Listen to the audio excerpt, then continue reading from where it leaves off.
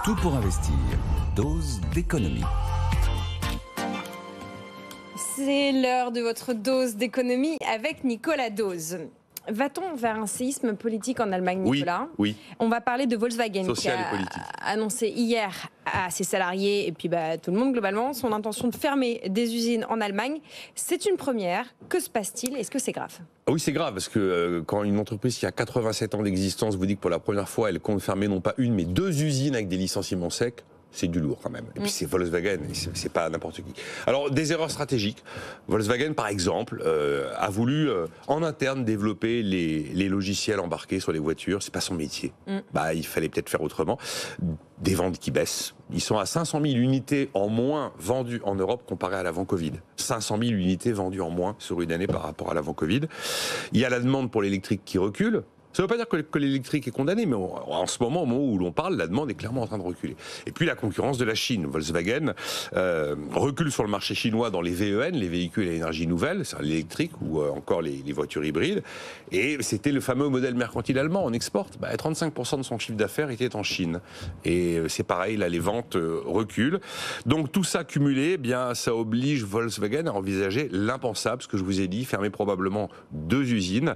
Objectif doper la productivité, réaliser jusqu'à 5 à 6 milliards d'euros d'économie, c'est quand même pas une paille. Et donc hier, on est à Wolfsburg, au nord de l'Allemagne, le berceau historique du groupe, et devant 15 000 salariés, la direction annonce son projet. 15 000 salariés et IG Metall. IG Metall qui siège bien sûr au conseil de surveillance de Volkswagen et qui a réagi en promettant une résistance acharnée. Résistance acharnée du personnel et soutien d'ailleurs du ministre allemand du Travail. Ces annonces provoquent visiblement une onde de choc dans toute l'Allemagne. Oui, dans toute l'Allemagne, parce que c'est Volkswagen, c'est pas n'importe qui. D'abord, c'est le premier constructeur d'Europe. J'ai été frappé en découvrant qu'il y avait 300 000 salariés en Allemagne chez Volkswagen. 100 000 pour la marque Volkswagen, et puis les autres dans les marques Porsche, Skoda ou Audi. Audi d'ailleurs qui va fermer un site du côté de Bruxelles. Voilà, c'est un fleuron Volkswagen. C'est presque un État dans l'État. Donc la première raison, c'est que c'est quand même le poids lourd de l'automobile européenne. Deuxième raison, c'est le bastion du plus puissant syndicat allemand, IG Metall. IG Metall pilote le comité d'entreprise de Volkswagen. Ce comité d'entreprise compte 35 000 salariés. C'est monumental. Et c'est quand même la centrale qui incarne plus que les autres la fameuse cogestion à l'allemande. Je pense d'ailleurs qu'ils sont pratiquement à voix égale dans le conseil de surveillance.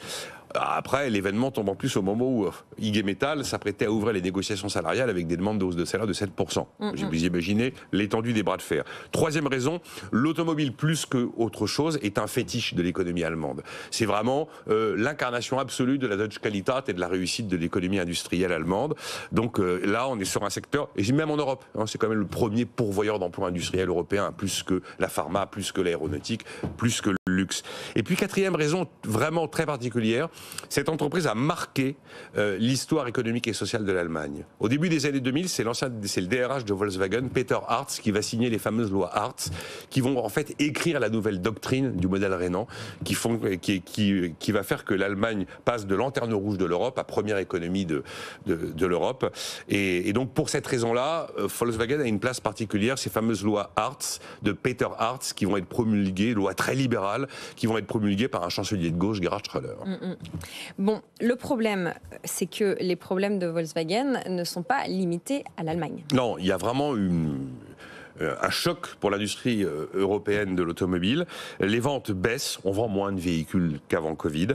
Partout, la concurrence chinoise est très féroce et on a réalisé que soudainement, les Chinois finalement avaient énormément d'avance dans l'électrique, énormément d'avance dans les batteries et pour les plus gros d'entre eux, maîtrisaient l'ensemble de la chaîne de valeur, ce qui n'est pas le cas des Européens. Et en 2022, la Chine est numéro 2 mondial et là, en 2023, la Chine est quasi leader mondial ou même parfois sur certains segments leader mondial. En fait, vous avez un gâteau qui rétrécit et vous avez plus de convives à table. Il faut nourrir tout le monde. Et donc, vous en avez certains qui ont faim, et il ne faudrait pas qu'il y en ait qui meurent de faim.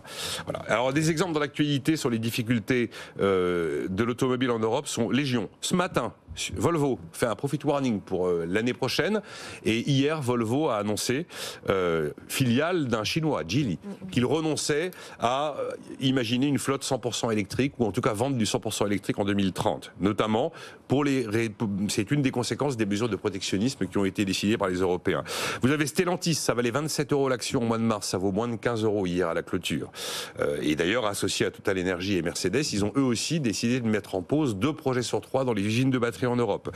Vous avez donc Volkswagen à nouveau qui a réduit de moitié ses projets d'usines de batterie. Il y en avait 6 prévus, ils n'en feront que 3 finalement.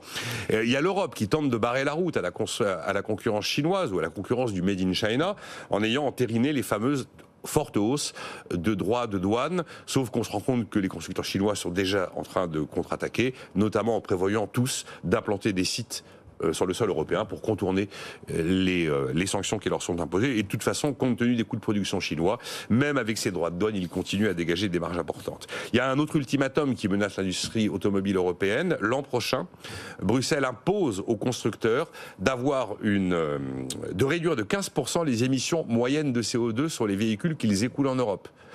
Évidemment, on ne va pas réduire d'un coup d'un seul de 15% les émissions de CO2 d'un moteur thermique. Alors, c'est une moyenne de CO2 réduite de 15%. Ça veut dire augmenter considérablement les ventes de véhicules électriques. Et c'est pas la tendance du moment. Et derrière, vous avez des menaces de sanctions qui peuvent se compter en milliards d'euros. Et j'ai envie de dire que le sujet n'est pas que européen. On l'a évoqué il y a quelques jours. Hyundai a décidé de doubler sa gamme d'hybrides, sous-entendu de freiner dans l'électrique. Ford a renoncé à son projet de SUV 7 places, voiture adulée et adorée par les Américains, qui devait être en 100% électrique. Et ce projet-là a été enterré. Et idem chez General Motors, qui a révisé aussi à la baisse ses perspectives de vente 100% électrique pour l'année 2025. Donc oui, effectivement, l'industrie automobile européenne et pas que européenne et traverse une période compliquée. Maintenant, ça ne veut absolument pas dire que l'électrique est fini. Il y a notamment une innovation de rupture qui pourrait être une sorte de game changer, des nouvelles batteries qui se passeraient de cobalt, qui se passeraient de nickel, qui seraient des batteries solides. Et si les Européens prennent le leadership dans ce domaine, ça peut profondément modifier la donne de marché sur l'électrique. Mais en tout cas, au moment où je vous parle, c'est compliqué. Et Volkswagen va être un symbole du choc que traverse l'automobile européenne aujourd'hui.